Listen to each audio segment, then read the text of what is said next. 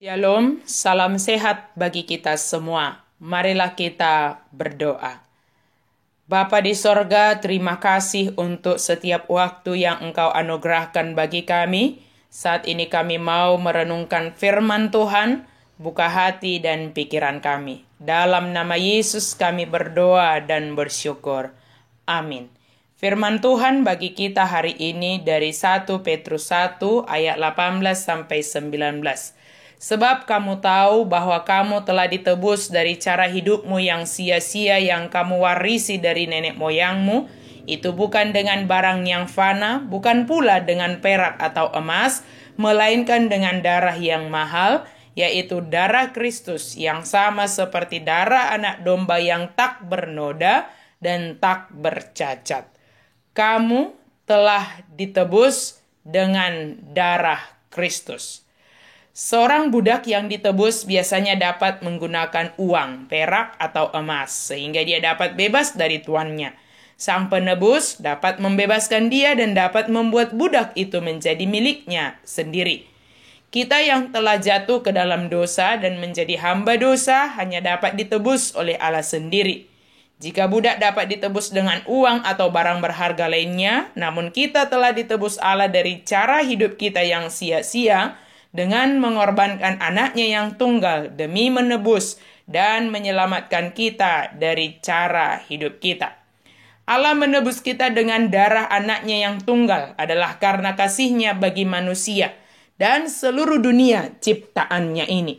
Allah tidak menginginkan kebinasaan terjadi kepada dunia ini. Allah menghendaki keselamatan dan kebahagiaan bagi dunia ini. Manusia yang jatuh ke dalam dosa yang melakukan pelanggaran dan pemberontakan terhadap aturan yang diberikan oleh Allah, namun Allah selalu menunjukkan kasih-Nya bagi manusia dan dunia ini. Sebab dari diri manusia itu tidak dapat menyelamatkan dirinya sendiri dari dosa.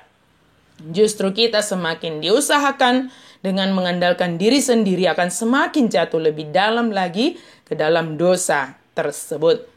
Penebusan oleh darah Kristus menjadi jalan utama bagi kita, sehingga kita dibebaskan dari perbudakan dosa, sehingga kita dapat hidup bebas di bawah pengendalian Kristus yang telah menebus kita dengan darah yang mahal.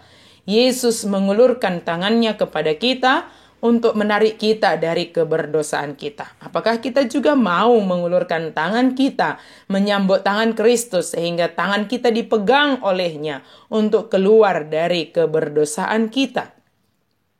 Sahabat yang baik hati, jika darah Kristus digambarkan seperti anak domba, yang jika kita lihat dalam tradisi perjanjian lama, darah anak domba sebagai korban keselamatan dan korban pengampunan dosa yang dilakukan setiap tahun untuk keselamatan dan keampunan dosa bagi umat Israel.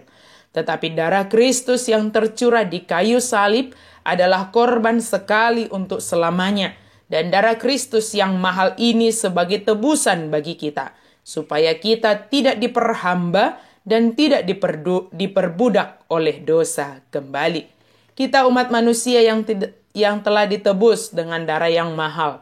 Mari kita hidup dan menghidupi keselamatan di dalam Yesus Kristus dengan tetap merenungkan pengorbanan Kristus karena kasih-Nya bagi kita.